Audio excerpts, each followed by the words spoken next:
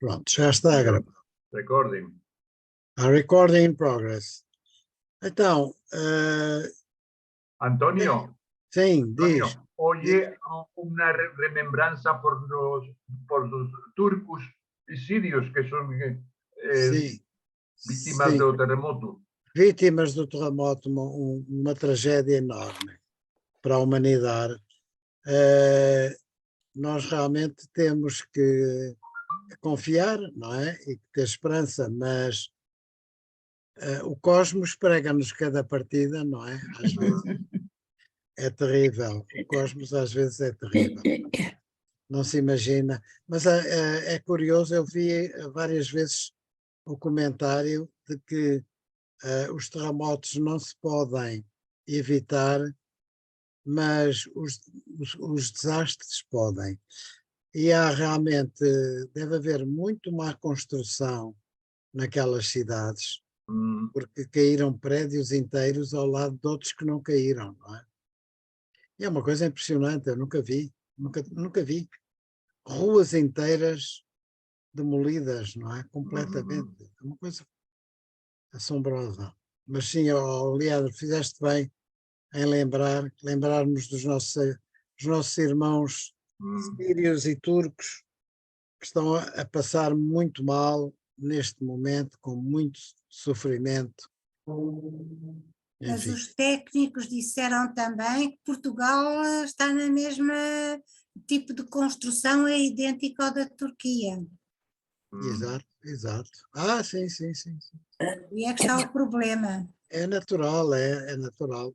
Sim, e mais, António, tive hoje o cuidado de ouvir um especialista na matéria e, de facto, não só na Turquia, como em muitos outros países, nós fazemos tábua rasa, de facto, dos dados que já existem e que são regiões altamente sísmicas e que a construção continua a fazer tábua rasa, porque de facto não há inspeções rigorosas e não se continuam, de facto, a utilizar aquilo que a engenharia recomenda e que devem ser. Aliás, veja-se a propósito, hoje mesmo no telejornal falava-se que o novo hospital de Lisboa, Todos os Santos, está a ser construído, que não tem, de facto, aquelas placas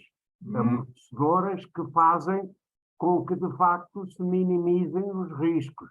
Aliás, muitas destas situações, penso eu, poderiam ser evitadas se, de facto, fossem cumpridas as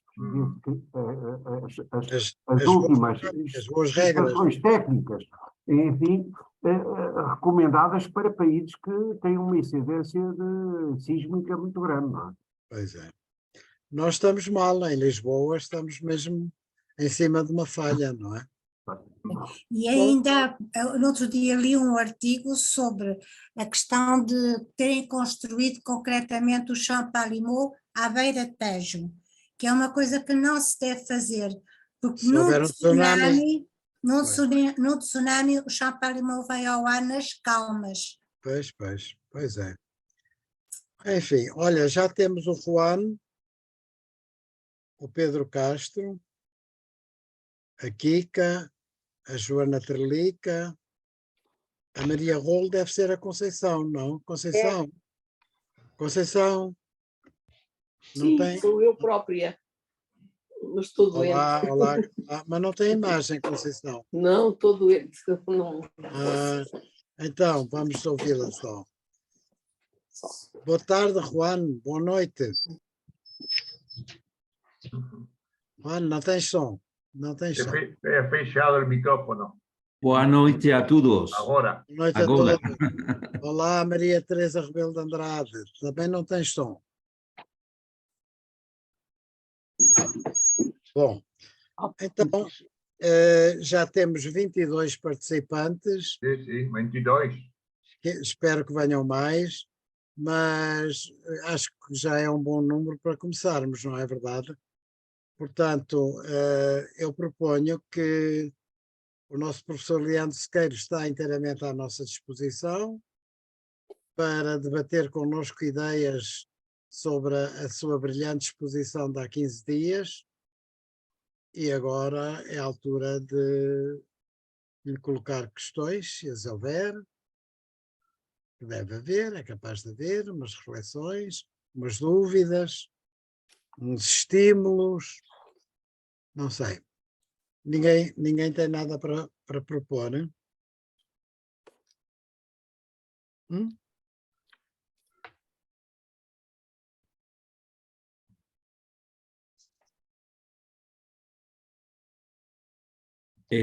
A mí me pareció muy interesante a diferenciación que Leandro Sequeiros hacía el otro día entre hominização e humanização. ¿Podríamos, Leandro, repetir esa idea que me parece importante? Me parece que decías que fue a partir de 1940 cuando aparece esa distinción fundamental en los escritos de Teilhard de Chardin. Gostaria de falar em português, mas acho que é melhor que eu fale em espanhol. Podes falar em espanhol, está à vontade. Nós entendemos.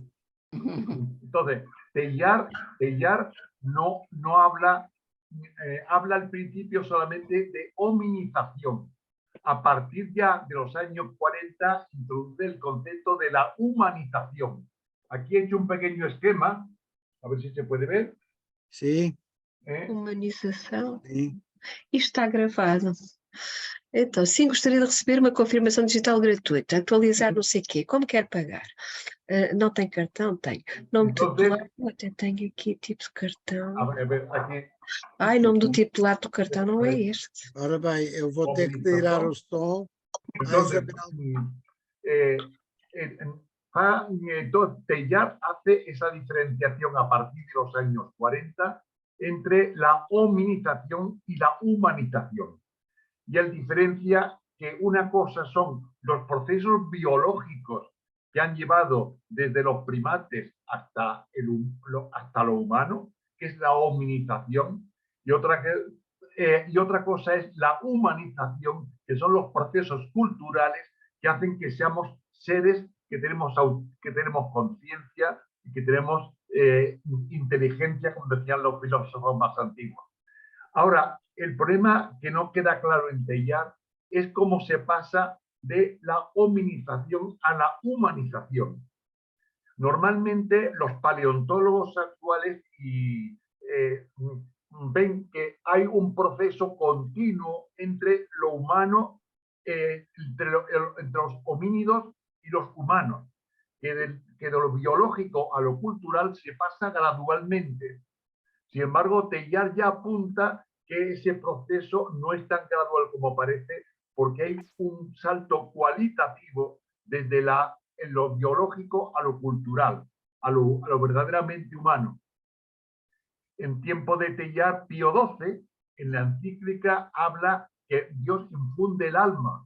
Teilhard no acude a eso, sino que Teilhard habla de que desde lo biológico a lo cultural hay la emergencia de unas propiedades diferentes que no son puramente biológicas y que son lo que constituye lo humano. Y por tanto, y hoy también en antropología se habla de que no es tan necesario acudir a una intervención de Dios que infunde el alma, sino que hay un proceso evolutivo que hace que emerjan propiedades que no estaban en lo biológico. Gracias. No sé si me he explicado bien y os he entendido. Muito bem. Francisco.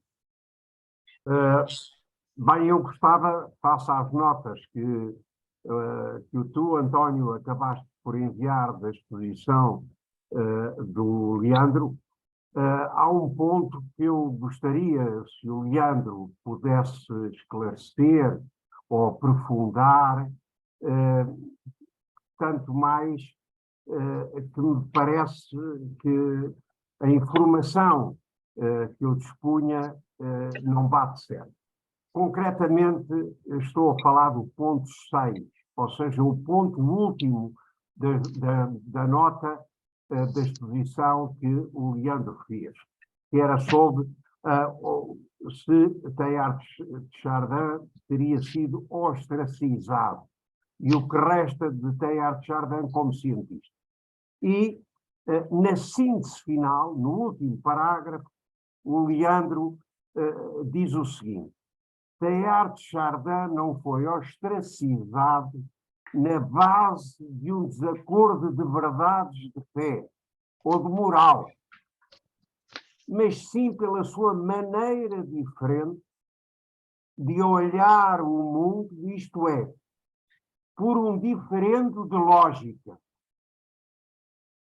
Isto diz muito da impregnação dos hábitos de pensamento na espécie humana e da grande dificuldade de dela se libertar. Bem, a minha convicção é que, de facto, no tempo de vivência, sobretudo depois de 1943, do tempo da escrita do fenómeno humano, a Igreja teria, de facto, e teve uma posição muito negativa e de grande perseguição, entre aspas, mas, no fundo, esta era a minha convicção. Mas, depois de ler este último parágrafo do Leandro, eu fiquei um bocadinho interessado em saber mais o que é este diferendo de lógica, ou seja, esta maneira de pensamento que terá, no fundo, estado na base de uma ostracização do próprio Teilhard de Chardin. Não sei se o Leandro pode fazer o favor de dar alguns apontamentos que nos possam, portanto, esclarecer. Sí. Obrigado. Había tres conceptos: ostracizado, o sea, a los que estaba apartado; dos, que estaba olvidado o que estaba condenado. O sea, a Teilhard en vida nadie lo condena. Los decretos son después de muerto. Lo único que ocurre es que la Iglesia, y sobre todo la Compañía de Jesús, veía que tenía ideas que no se acomodaban a la ortodoxia y lo aparta y le dice que se vaya a vivir a Estados Unidos. En ese caso, está ostracizado, es condenado al ostracismo, pero no condenado. De ahí no hay en vida no hay condenación. Pero no es verdad que la compañía le mandó a Estados Unidos. Eso no es verdad. Es verdad. Lo que la compañía le dijo es que no podía seguir en París. Exacto. Y entonces, ante la idea de que ir a la provincia a él no le convenía, él mismo se buscó la agencia esta de la fundación en Nueva York para ir a Nueva York. Exacto. Lo que dice Agustín, exactamente, que él elige integrarse en la Fundación Werner Green, donde está trabajando los últimos años de su vida. Eu pedi a intervenção, levantei a mão, no seguimento do que o Agostinho acaba de falar. Por acaso, eu supunha que teria sido por pressão da companhia que o Teilhard se foi embora para os Estados Unidos. Mas, Agostinho, tu disseste aí uma coisa que penso que explica esta situação. A companhia proibiu, digamos assim, que o Teilhard ficasse em Paris. Ora, isto foi, digamos, meio convite para ele se ir embora, para ele se marchar, porque, como nós sabemos, Teilhard, bem, para já Teilhard voltou da China ávido de viver o mundo cultural francês, a que ele pertencia de coração e de direito, não é? E a Companhia de Jesus sabia perfeitamente que ele vinha ansioso por se reintegrar, inclusivamente no ensino. Ele ainda chegou a ter algumas aulas na Sorbonne, naquele período que esteve em Paris, entre o fim da guerra e a partida para os Estados Unidos. Agora, Paris, que o acolheu entusiasticamente, os escritos dele começaram a circular, já estavam a circular debaixo da mesa. Havia uma difusão enorme, clandestina, dos escritos. Quando o Teilhard apareceu em Paris, foi um furor. Toda a gente queria contactá-lo, ir a conferências que ele dava, deu aulas, enfim, aquela expectativa que ele criou através do seu silêncio em França, mas de alguma maneira silêncio traído pelas inconfidências dos amigos que se faziam circular os escritos, que ele mandava para alguns amigos, até para pedir críticas, não é?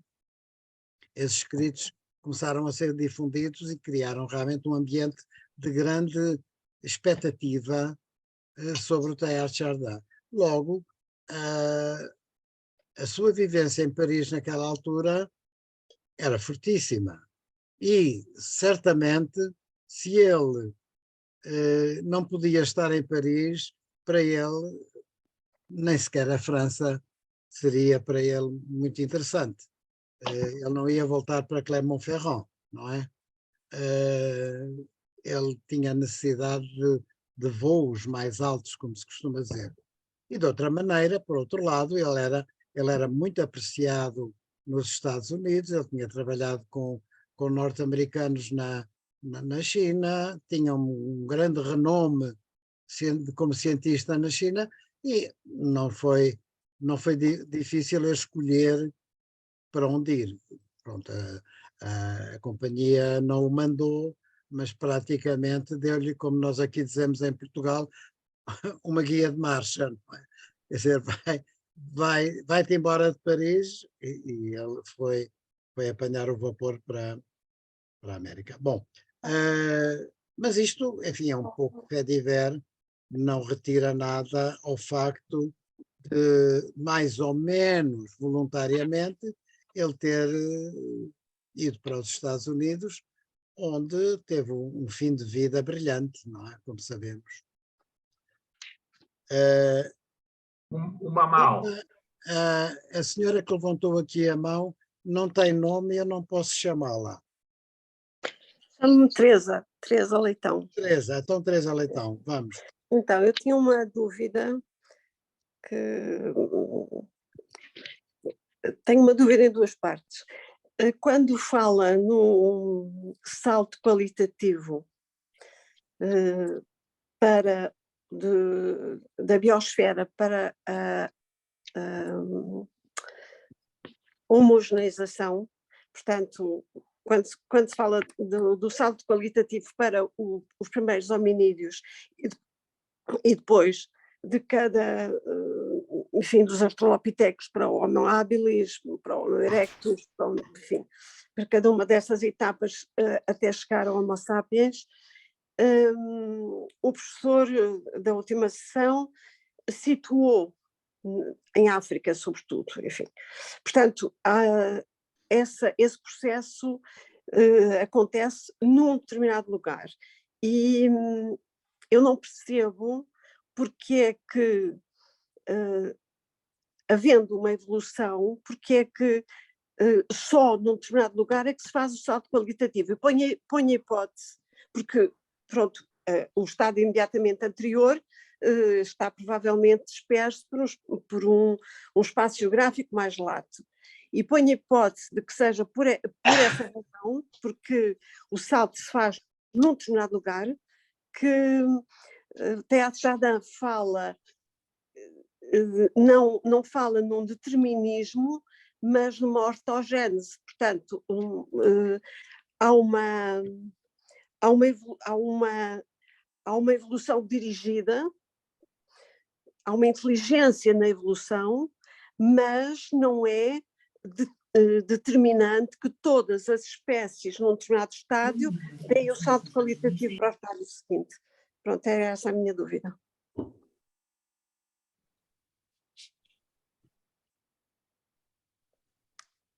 Antonio, Sim, sim, por favor, Leandro. fala tú, Antonio. Não, Leandro, fala tu. Es que no Não entendeste bem a questão. Ó, Teresa, um pouco esquematicamente e de uma maneira talvez mais espaçada, porque o professor Leandro tem alguma dificuldade em entender o nosso português, ele esteve no Brasil, não em Portugal, portanto, exponha sucintamente e esquematicamente a sua dúvida, por favor. O professor Leandro explicou que o salto qualitativo para os primeiros hominídeos tem lugar em África. Sim. E depois o salto qualitativo também que levou ao Homo sapiens, portanto há várias etapas, aparecem em vários lugares da superfície terrestre, mas também tem lugar num determinado lugar, que por acaso também é em África. E a minha dúvida é por que razão não surge o salto, não se faz em vários sítios da Terra. E então eu fiz a relação disso com a distinção que faz Teilhard de Chardin entre o determinismo e a ortogênese. Portanto, há uma evolução que é inteligente, que é dirigida, mas que não é necessária, que não é absolutamente determinante. Portanto, que acontece num lugar, portanto, é um acontecimento, embora com uma determinada duração, mas que nem todos, por exemplo, nem todos os australopitecos se vão tornar hábiles ou eretos. Pronto. Entendeste, Leandro? Hay una cosa Podemos clara. dar uma ajuda. Podemos dar uma ajuda. Si quieres falar, Frederico, Frederico, sim. ¿Quieres falar? Eu acho que é o problema do poligenismo e do monogenismo. Isto é isso que quer dizer, o facto de haver uma determinada espécie e dessa espécie haver evoluções, não tem que ser todos os indivíduos a terem a mesma evolução. É isso. É assim desde o princípio. Eu penso que a questão é essa. A evolução se dar sempre, não sei se, de uma pequeníssima quantidade de elementos de um grupo muito maior. ¿Tienes alguna cosa a acrescentar, Leandro? O sea, yo pienso que para la ciencia hoy, para la paleontología y para Teilhard, los australopitecos no eran humanos todavía, los australopitecos. Sí. Entonces, hace 2 millones de años hay una emergencia de algo nuevo en aquel grupo y aparece el género Homo. Okay. Hay un salto cualitativo en donde de pronto aparecen con el cráneo más grande y con otras características. Y por tanto ahí ya aparecen los verdaderamente humanos. Pero puede ser que se logra, lo que decía también Federico, que se lograse no solamente por un proceso, sino por varias ramas a la vez. Es decir, así como el Papa Pío XII condena el poligenismo, hoy desde el punto de vista científico, desde el punto de vista de Teilhard, puede ser que hubiese poligenismo, que lleguemos a ser humanos por distintos caminos diferentes. Ok. Aunque fuese en África, aunque fuesen todos en África, porque es que no se comprende por qué el género Homo aparece en muchos sitios a la vez muy distantes entre sí. Ah, sim.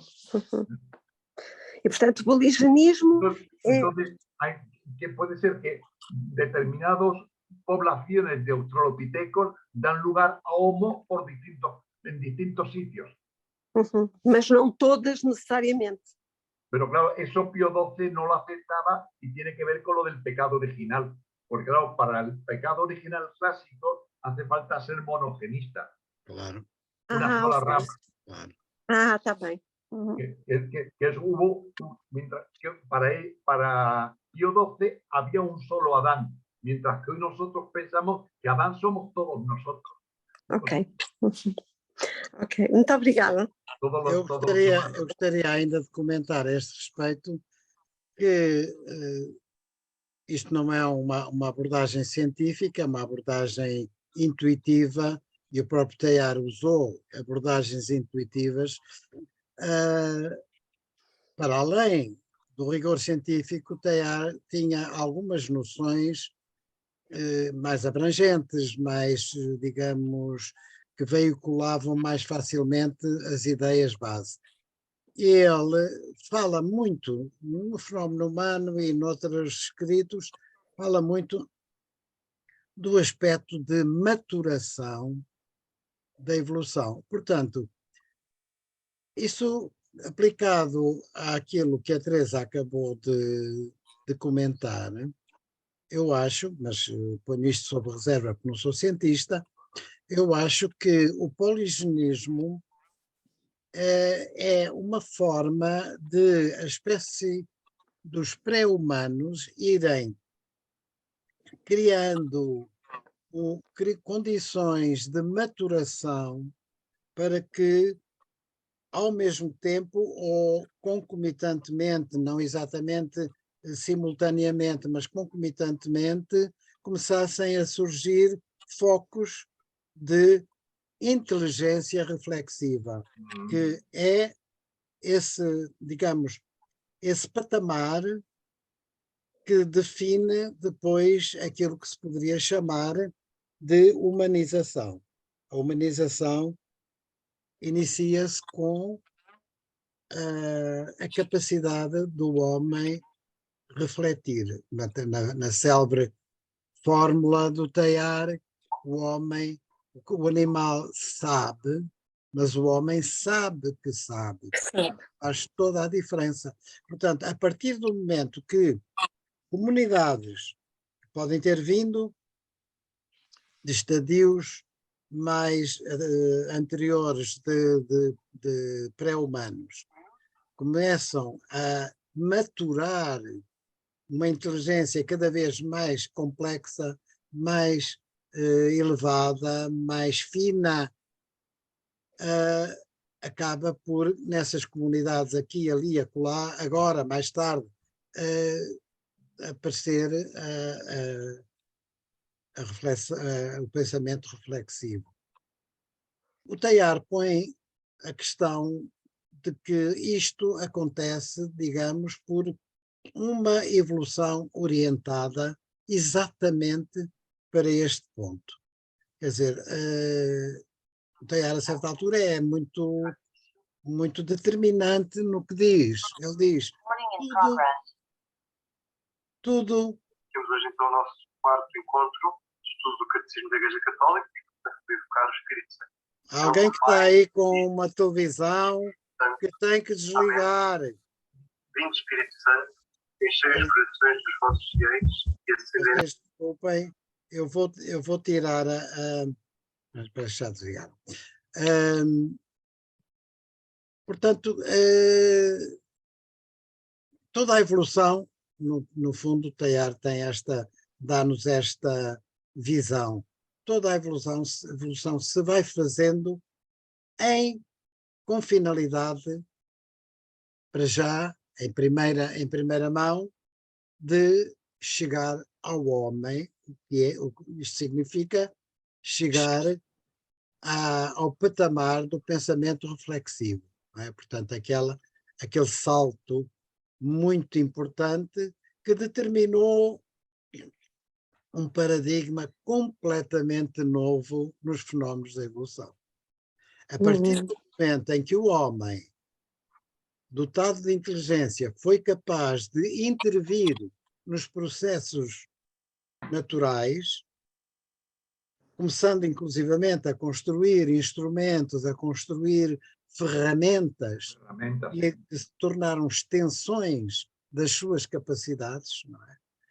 Ainda hoje em dia, se nós pensarmos bem, o nosso telemóvel é uma ferramenta que faz a extensão das nossas capacidades. Estão lá capacidades humanas, mas são extensões que nós utilizamos. Portanto, é isto. É uma maturação e, portanto, essa maturação eclodiu, é isso o poligenismo, penso eu. Leandro, corrige-me se eu estou errado, mas eu penso que o poligenismo é exatamente o resultado deste processo de maturação que depois faz eclodir focos sucessivos. Ok? Sim, sim, obrigado. Juan Valentín. E agora dou a palavra ao Juan. Me ha parecido muy interesante la intervención de Agustín, recordando el carácter, digamos, de elección personal que tuvo la marcha a Nueva York. Creo recordar que era el director entonces de la Fundación Green, era un tal Paul Tejós, un húngaro que fue precisamente el que, conocedor de la valía profesional de Teilhard, le invitó a que se uniera al equipo de investigación de la institución de los Estados Unidos. Bueno. Y eso en cuanto a la primera parte. Después, la segunda, hablaba Leandro de que no queda muy claro, ¿verdad?, dónde termina la humanización y dónde comienza el proceso de humanización, ¿no? La verdad es que el límite además debe estar bastante borroso en ese sentido, ¿no? Porque son procesos que quizás se solapan en el tiempo. Pero lo que sí parece claro es que la aparición de la mentalidad simbólica probablemente tuvo un papel importante en eso. Por ejemplo, la capacidad de un lenguaje articulado de tipo simbólico, la capacidad del arte, el arte como manifestación simbólica esencialmente, ¿no? Y también los ritos funerarios, como la aparición de una serie de creencias simbólicas en otro mundo posible en donde van las almas de los desaparecidos, ¿no? Y como ese cariño que sentimos por las personas cercanas nos parece que no puede desaparecer, sino que tiene que depositarse en algún lugar además a buen recaudo, es decir, en las manos de una divinidad afectuosa, ¿no?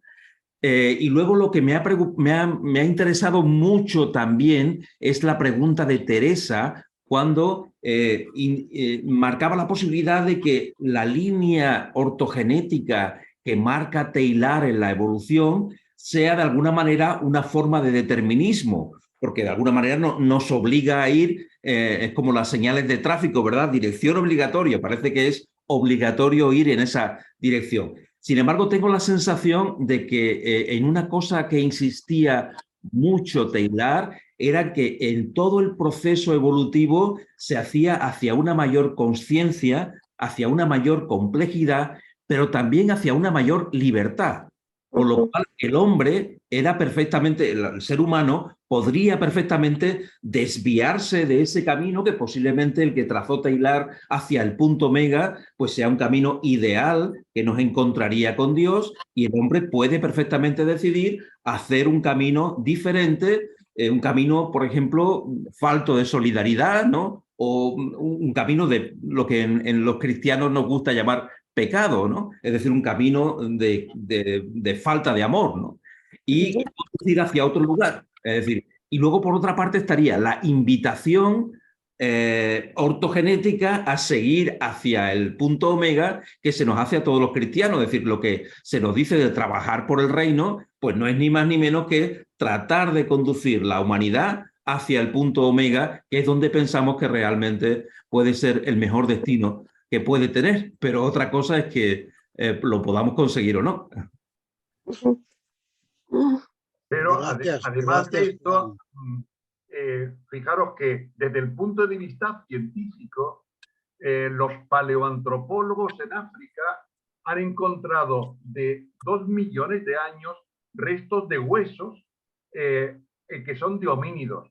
Y además, en muchos sitios separados han encontrado restos de herramientas, lo cual quiere decir que la capacidad de hacer objetos que tenían una intencionalidad, objetos fabricados para algo, aparece en muchos sitios casi simultáneamente, que es lo que apoya un poco esa postura de tipo poligenista que hoy existe en el mundo de la paleontología. En Etiopía, en Uganda, en distintos sitios, hace 2 millones de años, no solamente hay restos de huesos humanos, pero también hay restos de herramientas que fueron tallados con una intencionalidad, lo cual indica que ya tenían una capacidad. Porque lo que decía Juan de mentalidad simbólica, las pruebas son muy posteriores. Son de 400.000 años aproximadamente. Prácticamente hasta el Homo sapiens no aparece capacidad simbólica. Aunque también los neandertales la tenían, como se ha visto ahora. Leandro, não nos queres falar um pouco da problemática do homem de Neandertal, que é muito discutido, se persistiu alguma parte desse filo ou se morreu completamente? O que é que há sobre isso? Hoy hay entre los científicos mucho debate sobre los neandertales. O sea, hoy se sabe que el neandertal es Homo también y sapiens también. Lo que pasa es que es una subespecie geográfica. Hoy, desde el punto de vista paleontológico, se habla de Homo sapiens sapiens, que somos nosotros, y Homo sapiens neandertalensis, que se extinguió hace unos 20.000 años. Y que, por tanto, y juntamente con eso hubo algún Homo sapiens, por ejemplo, en Siberia, que también convivió con ellos. Hoy lo que se sabe es que hubo una convivencia porque las subespecies son fecundas entre sí. No son fecundas, dos especies distintas no son fecundas, pero subespecies sí, porque tienen un carácter de tipo geográfico nada más. Y por tanto, neandertales, los denisovanos que estaban en Siberia y los Homo sapiens sapiens, posiblemente un tiempo convivieron en algunos sitios, por ejemplo en Georgia. De modo que todos nosotros tenemos algún tipo de gen que procede de Neandertal o que procede también de denisovano. Então, nesse caso, não é verdade o que algumas vezes se lê, que a espécie Neandertal não era interfecundável com os outros Homo sapiens. Isso é verdade? Ou houve mesmo interfecundação? Hoy se defiende que se pudieron tener hijos juntos. Sí. Interfecundo, igual que los de Siberia, que alguna otra especie o algún otro subespecie que hay por ahí. Bueno. Lo que pasa es que misteriosamente los neandertales desaparecen del registro hace unos 20.000 años. Y solamente queda el sapiens sapiens, que algunos hemos heredado también algunos genes de ellos. Pero son cosas que se están todavía mucho investigando.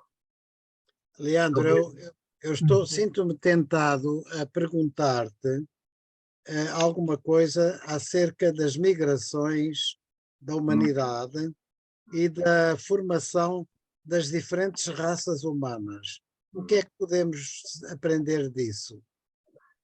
Lo que sí podemos aprender es que posiblemente los primeros Homo sapiens eran negros y luego empiezan a migrar desde África hacia distintas, como puse el otro día, hacia distintas partes del mundo y adaptándose a distintas temperaturas, clima, pues va cambiando por selección natural, va cambiando la pigmentación del cuerpo. Y parece ser que hubo varias etapas de peregrinación, podríamos decir, o de traslado geográfico hacia Asia y hacia Europa. Hay varios. Mas, por exemplo, a fisionomia dos asiáticos, que é muito diferente dos ocidentais, dependeu de quê? Porque é que aqui quase todos os orientais têm os olhos cerrados? Es una cuestión de selección. Igual que los del norte de Europa son más rubios que nosotros los del sur, los meridionales. Sim. Es una cuestión puramente de evolución y selección natural. Muito bem. E tem que ver com alguma adaptação ao meio, quer dizer, os olhos mais fechados, como os chineses têm alguma função especial? Pues que yo sepa, no le dan más, yo creo que no le dan más importancia. Sí. No le dan más importancia. Lo que sí es claro, que yo creo que Teilhard ya de algún modo tenía la idea muy parecida a lo que tienen hoy los científicos.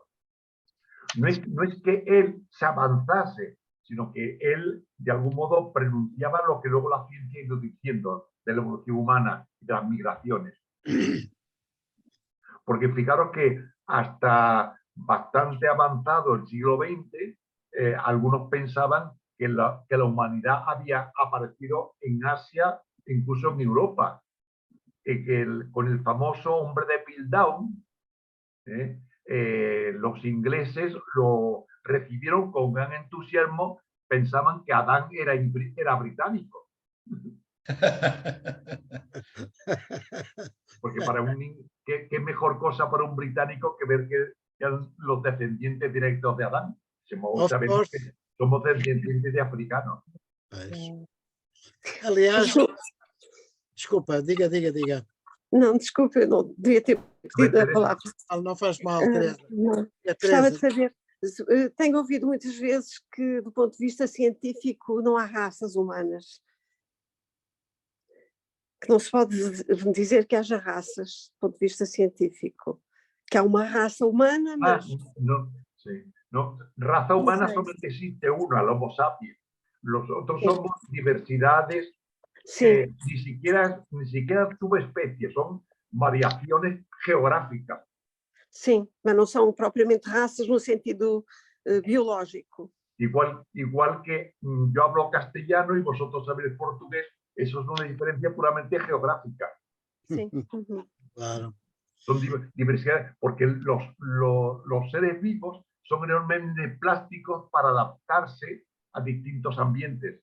Entonces, en unos sitios son pequeñas diferencias de unos sitios a otros. Sim, não são tão diferentes como, por exemplo, sei lá, cão. Eu não conheço muito cães, mas duas raças diferentes de cães, não é? O sea, los perros, los perros son el mismo perro. Sim, mas têm diferentes raças. Es la misma especie, todos. Mas não têm diferentes raças, os cães. No, luego hay raza, pero son caracteres que no... ok, não são raças. Que não são importantes. É uma linguagem corrente que não é científica. Aliás, o cão é descendente do lobo. Do lobo, exatamente. No lobo há diversas espécies também, mas o cão é descendente do lobo, mas aquilo que nós hoje chamamos as raças caninas são manipulações genéticas que a humanidade inventou para fazer desenvolver determinadas características ou traços mais nesta raça do que naquela, umas orelhas mais compridas, as patas mais curtas, o rabo mais pequeno, o pelo mais crespo, mais preto, mais branco. Quer dizer, todas as raças pelo menos é isso que é a voz corrente, é que todas as raças caninas são produções humanas, não são espontâneas, porque na origem eram todos lobos. Não é? Ah, sim. Bueno, Darwin, Charles Darwin, que por cierto el domingo es el Día Mundial de Darwin, porque Darwin nació el 12 de febrero. Entonces Darwin estudió mucho la evolución de los perros y de las palomas. ¿Cómo se paloma en portugués? Pomba, Claro. pombas, as pombas. Darwin tenía en su casa muchas jaulas de palomas, de pombas, que él iba cruzando para obtener muy distintas razas de palomas. Pois. Y estudió también la diversidad de las razas de los perros en Inglaterra. Agora, uma coisa curiosa para que Teilhard nos chamou a atenção é que a diversidade das espécies animais leva, quando não leva à extinção, leva ao isolamento da capacidade de interfecundação. Portanto, por exemplo, o burro e o cavalo produzem seres híbridos, não é? E outras raças desenvolvem-se de maneira que depois já não se podem interfecundar com raças semelhantes. Como o caso do cavalo e do burro, eles têm a mesma origem genética, mas depois diferenciaram-se e já não são interfecundáveis. O produto da fecundação já é híbrido. Ora, o homem, o ser humano, é a única estirpe, a única espécie que, cobrindo o globo inteiramente, manteve sempre a sua capacidade de interfecundação. Portanto, o facto de ser asiático, ocidental, africano ou nórdico não impede o cruzamento, o que não acontece com algumas espécies animais. Por exemplo, o homem cobriu o globo todo. Os insetos também, mas se formos ver, há espécies de insetos diferenciadas segundo as geografias. E a mosca, se calhar, do Equador ou a mosca do Polo não é a mesma coisa e talvez não sejam interfecundáveis. Enquanto que o homem ocupou tudo, ocupou o globo todo e manteve a sua unidade genética. António, não sei se posso. Quem está a falar? É a Cristina Carapito.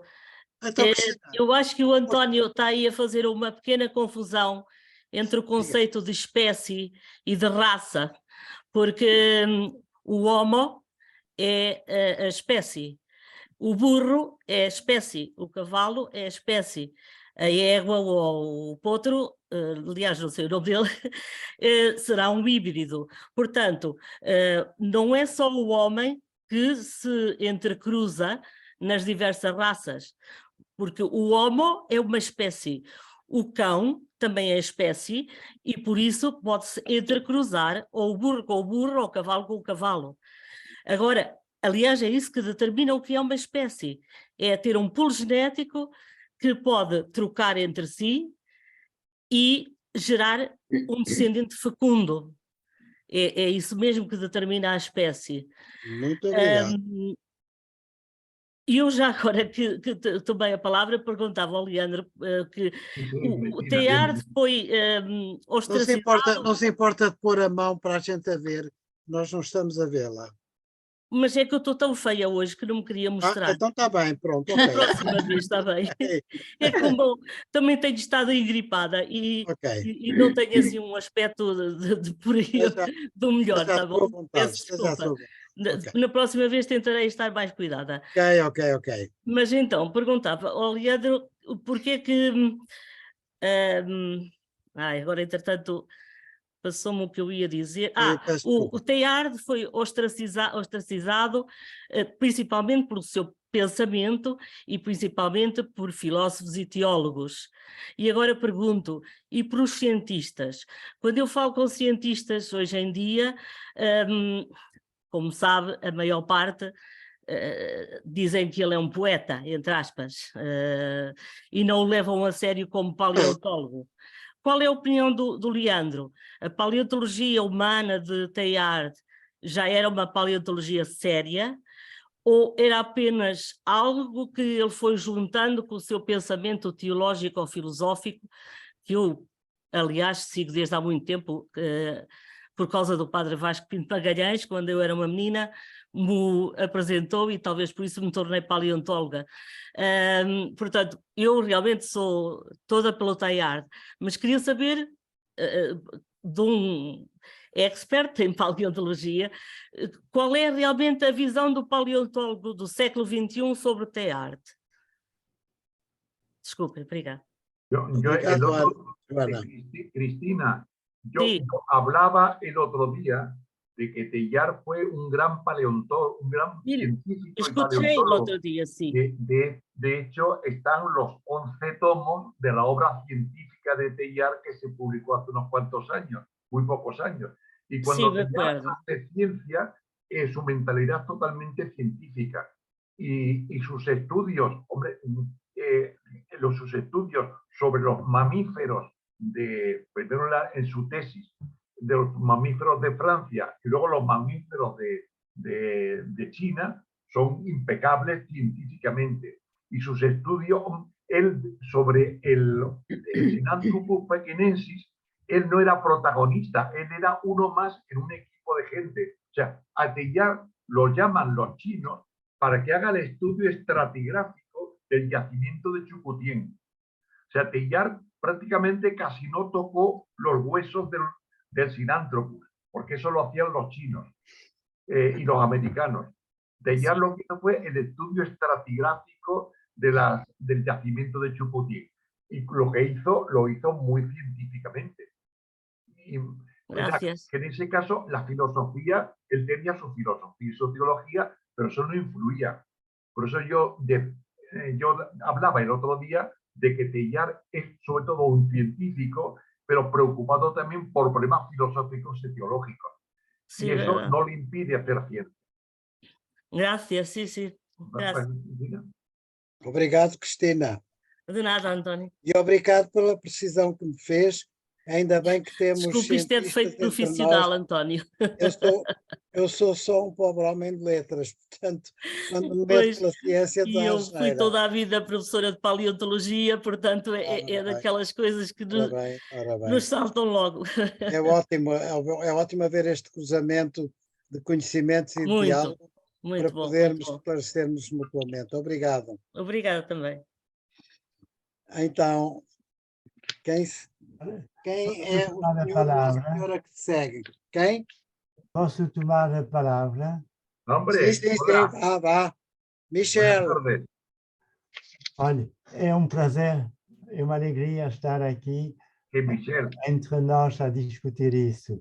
Confesso que somos mais numerosos do que a média das pessoas que assistem às conferências da Academia das Ciências. Eu queria perguntar duas coisas.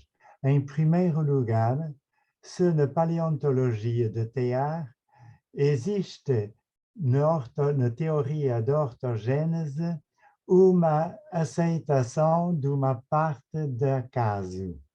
Isto é, falou-se do determinismo, verifiquei aqui, mas não li suficientemente para perceber que quando Donadieu evoca o acaso saturável e não saturável, eu pergunto, será que a paleontologia de Teilhard e a sua ortogênese é compatível com uma parte de mero acaso? Em segundo lugar, na paleontologia, como é que se determina que se trata de um Homo habilis, por exemplo, e não Australopithecus gracilis? É uma questão de uso do simbolismo. A linguagem é, por essência, de caráter simbólico. Quando na paleontologia, quando é que se diz que o ser humano dominou, mesmo de modo embrionário, a teoria do símbolo e dos sinais? Muito obrigado. Vamos a ver, Michel, dos cosas. Primero, la palabra ortogénesis es una palabra filosófica, no es científica. Y Teilhard la utiliza en sus obras de tipo filosófico espiritual.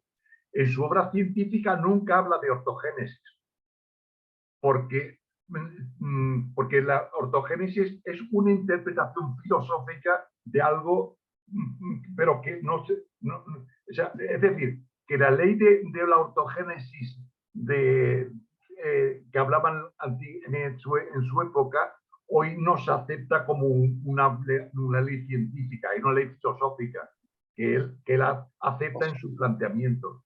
Entonces, tenemos que distinguir siempre entre que una cosa es el trabajo del científico y otra cosa es el del filósofo. Y entonces, la ortogénesis es una interpretación que uno hace a partir de unos datos científicos, pero que no todos los científicos lo aceptan. Y luego también, respecto a los australopitecos y a los Homo, no solamente hay caracteres anatómicos que son diferentes, sino sobre todo que cuando hay yacimientos de Homo, hay ya industria lítica, lo cual indica que ya el Homo tenía capacidad para fabricar instrumentos con una intención para algo. Mientras que los australopitecos nunca hay industria lítica con ellos. Y si hay industria lítica, son unos guijarros que utilizarían como los chimpancés que usan un palito para las termitas. No sé si quedé un poquito explicado. De todas formas, Michel, la cuestión de esto de noosfera, punto omega, etc., eso en las sesiones posteriores se va a tratar con más extensión. E é ele, Michel, que vai tratar. É ele. Michel el próximo día seguramente tratará algunas cosas. Michel vai, que le toca, ¿verdad? Hablar de la noosfera. O Michel vai falar do peregrino do futuro, a noosfera. De que se trata? Lembra-se, Michel? Michel? Michel? Está-me a ouvir? Hein? Sim, mas eu tenho 15 dias para preparar agora. Lembrar, mas estou a lembrar. Noosfera vem de nous, o termo grego, que significa ao mesmo tempo razão e pensamento. De tal modo que a noosfera implica a passagem para a fase do pensamento, no sentido não só prático, mas que implica uma maneira mais simbólica de tratar de convivência humana. Mas do resto será para daqui a 15 dias. Muito bem. Cá estaremos à sua espera. O Homo habilis já dominava os símbolos em seu entender. É uma questão que estás a colocar ao Leandro. Leandro, o Homo habilis já... Como é que foi a questão? Já dominava os símbolos. A estrutura simbólica de uma linguagem ou não? Que yo sepa, no se sabe, porque no tenemos ninguna evidencia de ello. Solamente sabemos que era capaz de fabricar herramientas. Luego eran capaces también de vivir juntos en un ambiente, en grupo, lo cual indica también una cierta capacidad, aunque también los gorilas viven en grupo. Sí. Lo que pasa es que, o sea, la verdad es que todavía de eso, desde mi punto de vista, se conoce muy poco. Se sabe que ya los Homo habilis fabricaban herramientas, es decir, que fabricaban intencionalmente trabajaban una piedra para convertirla en una herramienta que les servía para algo. Eso indica que su mente ya tenía capacidad de prever para qué servían esas cosas.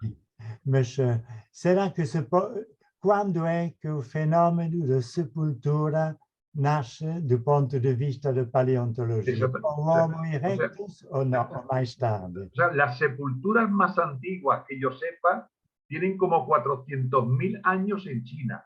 400.000 años, muy posteriormente. O sea, todos los elementos religiosos y simbólicos han aparecido muy posteriormente en la evolución humana. Los primeros Homo tienen 2 millones de años. Lo simbólico aparece hace 400.000. O sea que la mayor parte del tiempo de la humanidad no se tiene información sobre todo ello. Sim, mas 400.000 anos é o Neandertal, é o princípio, está 400.000 anos. Sim. É o princípio praticamente do Neandertal. Em geral diz-se que de 300.000 a 400.000. Es que ahora, Michel, los que estudian los neandertales defienden que los neandertales se anticiparon al Homo en muchas cosas. Que eran mucho más inteligentes de lo que se pensaba. Y que el Homo aprendió muchas cosas de los neandertales. El Homo sapiens, el sapiens. Sí. ¿Cuál es la relación? Era Homo también. Qual é a relação entre o Homo erectus e o Neandertal? O Neandertal é uma variante do erectus ou uma prefiguração do sapiens? Entonces, hoy para la sistemática de la zoología es Homo sapiens neanderthalensis. Es una subespecie geográfica del sapiens. Sí. O sea, que en un determinado sitio entre Europa y Asia se diferencia una comunidad que se independiza y que es el Homo sapiens neanderthalense, pero que también se une también con los sapiens posteriormente. Sí. Pero de todas formas, muchas de estas cosas son todavía muy hipotéticas todavía. Son hipótesis. O sapiens começa há quantos anos? Há 40.000 anos? Entonces, el sapiens aparece hace el Homo sapiens aparece hace unos 200.000 años. El sapiens. 200. Pero ya existía el Neandertal. Sí.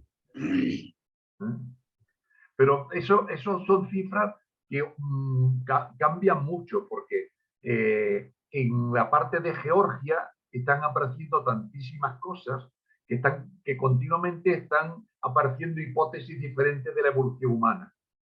Sí. Y que muy probablemente no muchos años, pues todavía cambiará. Porque de los humanos todavía, de la evolución humana conocemos todavía muy poco. Y la mayoría son hipótesis que se hacen. Y del origen, porque, por ejemplo, del paso de los primates a los australopitecos hay una laguna que no hay ningún fósil. Decía, me parece que era uno de estos grandes paleontólogos humanos, que todos los fósiles que se tienen desde 25 millones hasta 5 millones de años caben en una caja de cerillas, una cajita pequeña. Son muy pocos los restos que hay. Esto para el origen de los homínidos, que se sabe muy poco.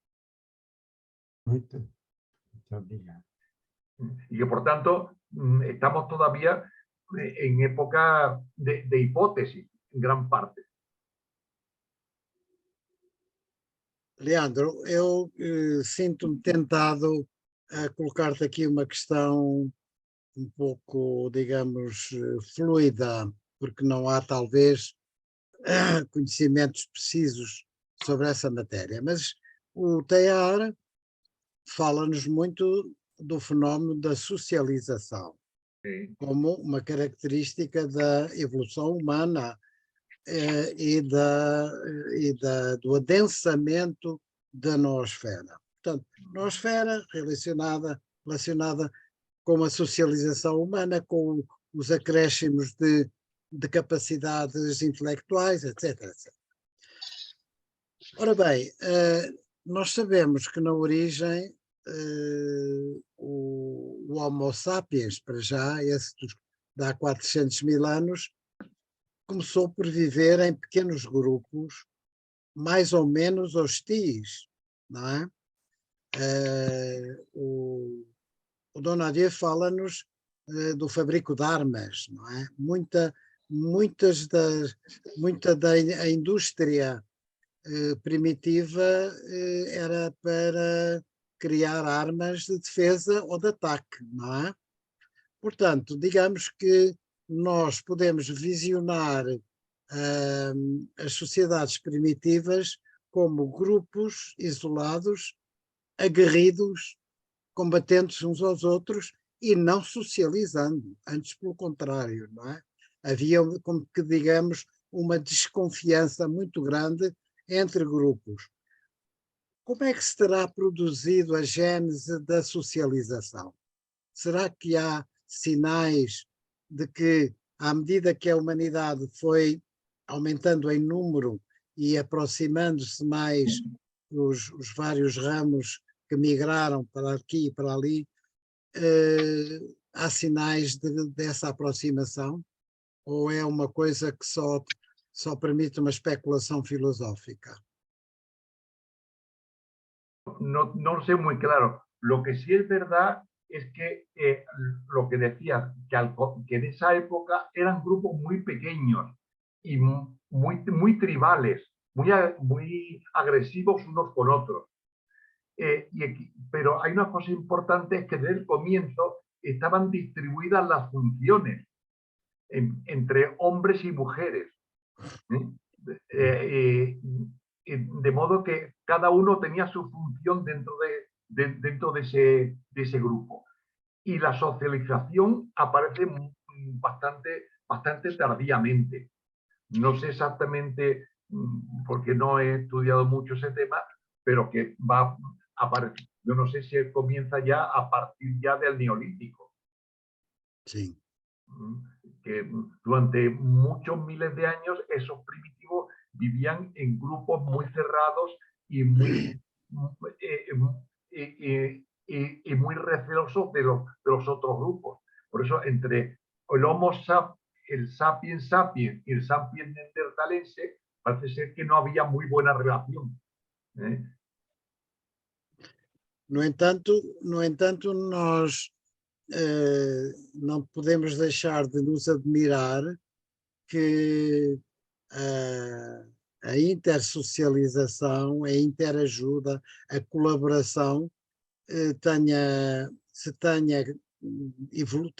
evoluído com a humanidade através de uma aproximação que se calhar tinha que ver com o intercâmbio de bens, de culturas, de mulheres, não é? Sei lá. Portanto, há um certo mistério, não sei se isto está, certamente está, mas há um certo mistério da passagem dessa fase de agressividade para uma fase de sociabilidade, não é? O que é certo é que hoje o homem continua a guerrear-se mutuamente, reciprocamente, mas os laços de união superam, penso eu, superam os motivos de antagonismo, de afastamento, não é?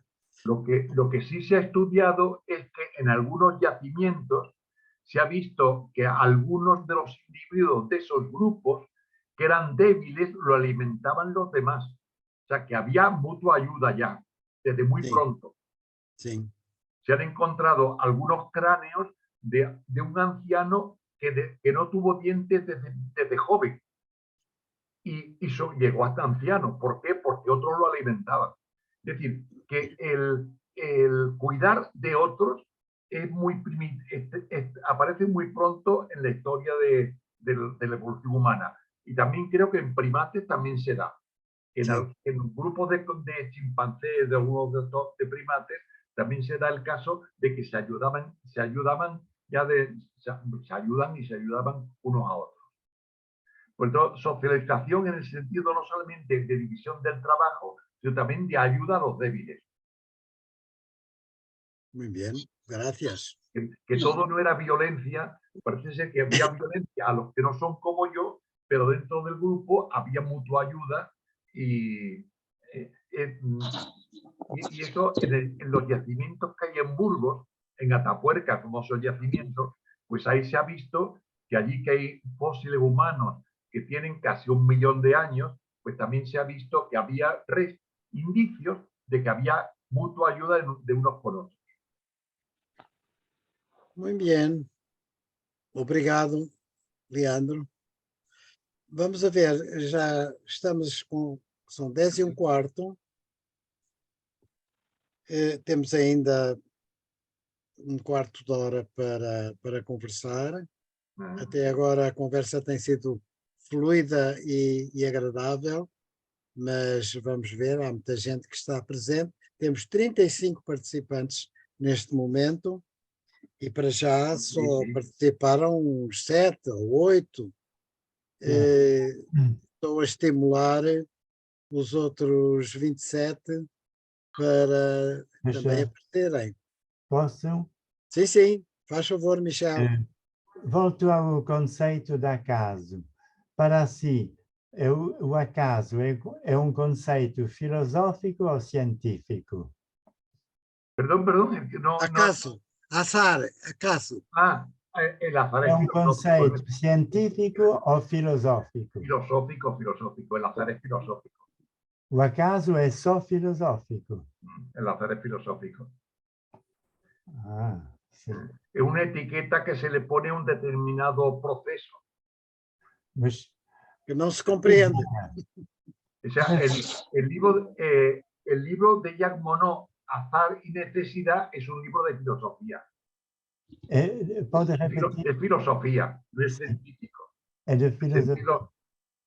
Sí. Porque es que hay un montón de conceptos, hay muchos conceptos que usamos normalmente que son conceptos de tipo filosófico, no pertenecen al ámbito de la ciencia. La física no conoce... La misma ciencia está muy atravesada también de filosofía.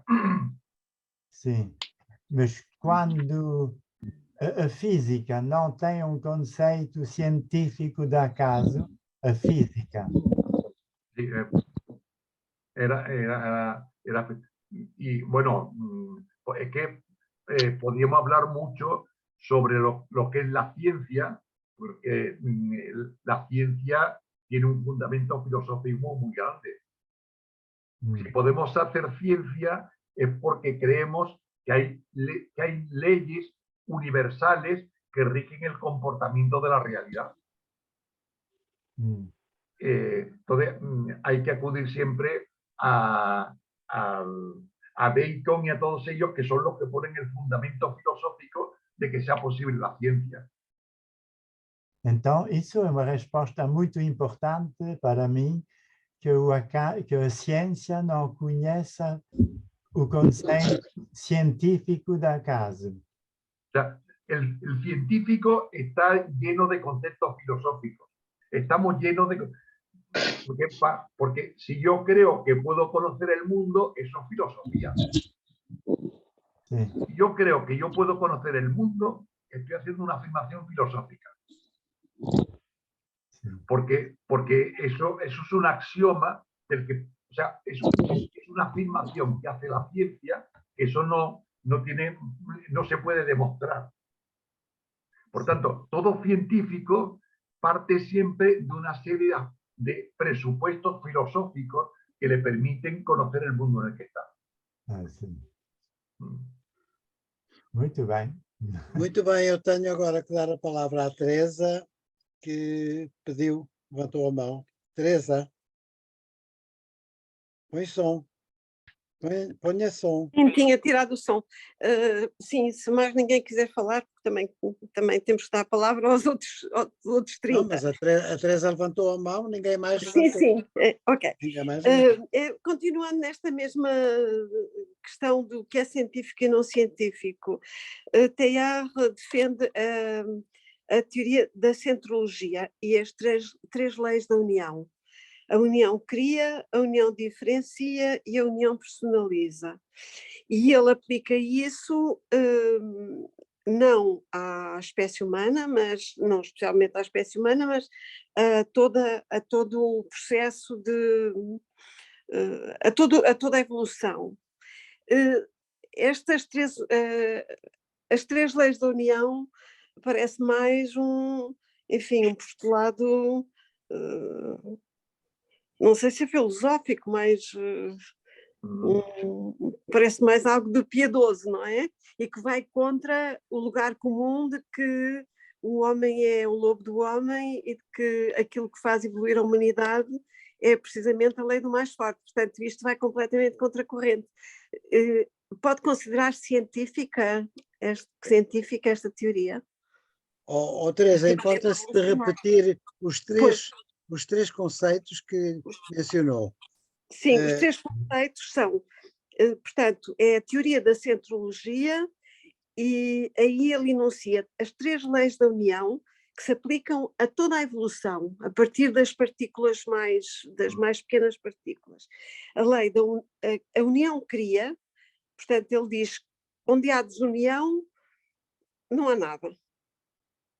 A união diferencia, porque a partir do momento em que se reagrupam e se associam centros, sob a influência de um centro de ordem superior, há a diferenciação das espécies.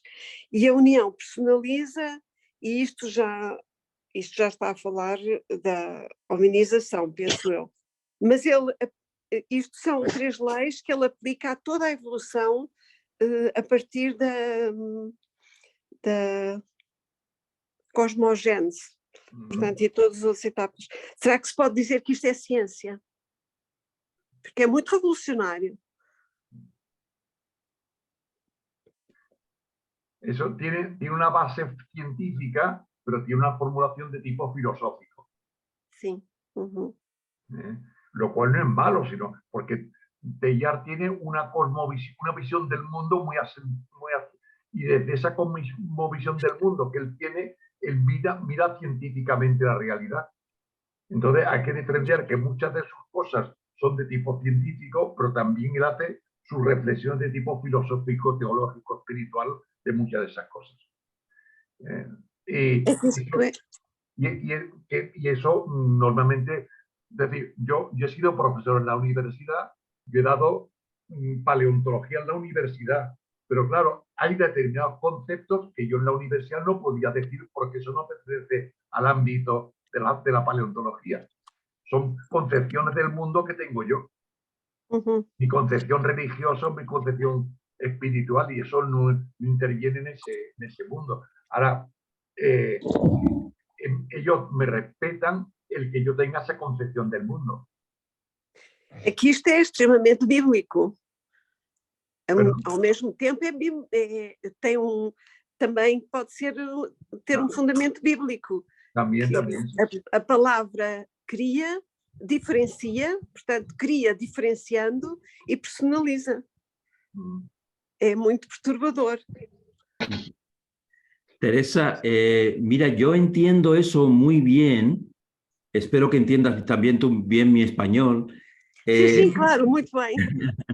Si pensamos, por ejemplo, en un momento del proceso de complejización evolutiva, que es muy sencillo, es el paso del mundo unicelular, de una sola célula, al mundo pluricelular.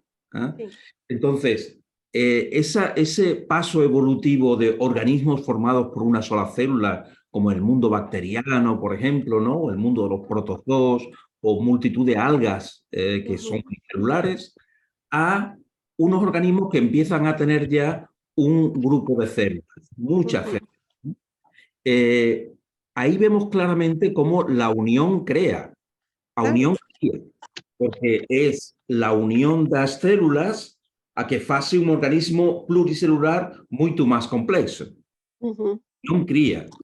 A unión diferencia, porque siempre en el proceso de pluricelularidad aparecen los tejidos. Es decir, dentro de un organismo pluricelular hay células que se especializan en ciertas tareas, mientras que otras se especializan en otras tareas diferentes.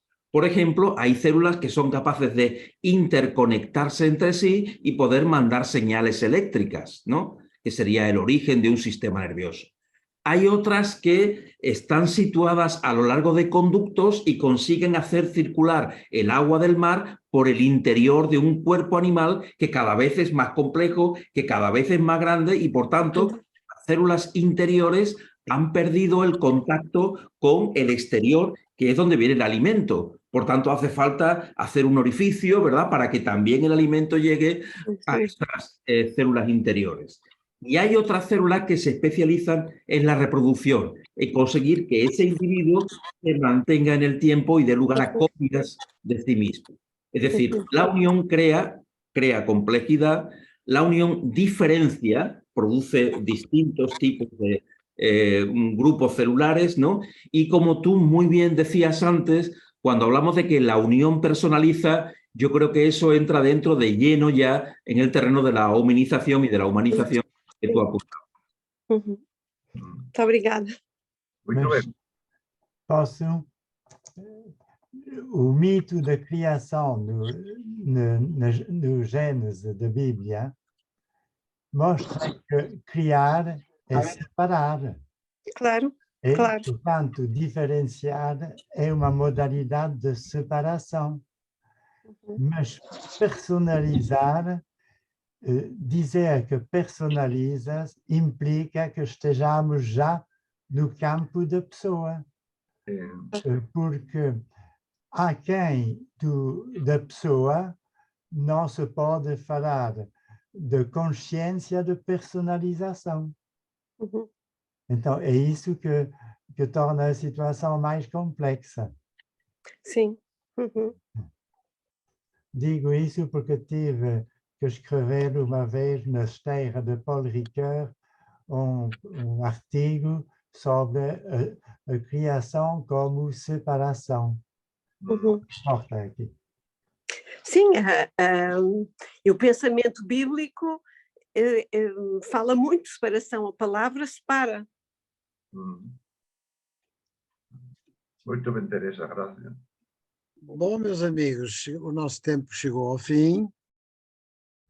Eu volto a recordar que no dia 22 de 22 de fevereiro, 22, teremos o nosso amigo Michel Renaud, que nos vem falar de a partir do homem, não, desculpem, Peregrino do Futuro.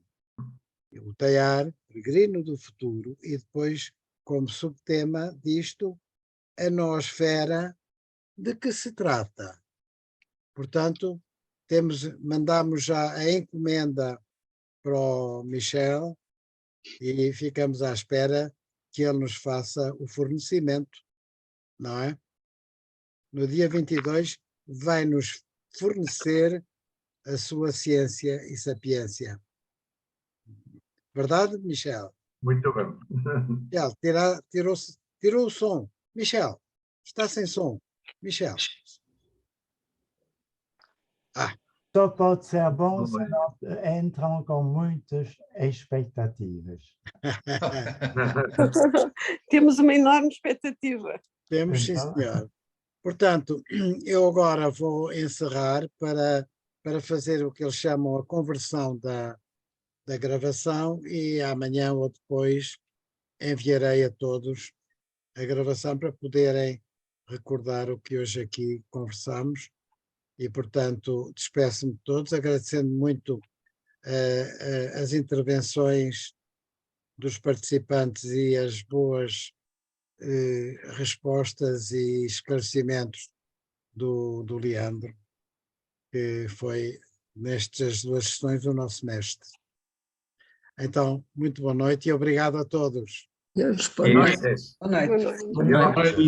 muy curioso, Antonio, es muy curioso cómo la presencia de la Asociación Española, ¿verdad?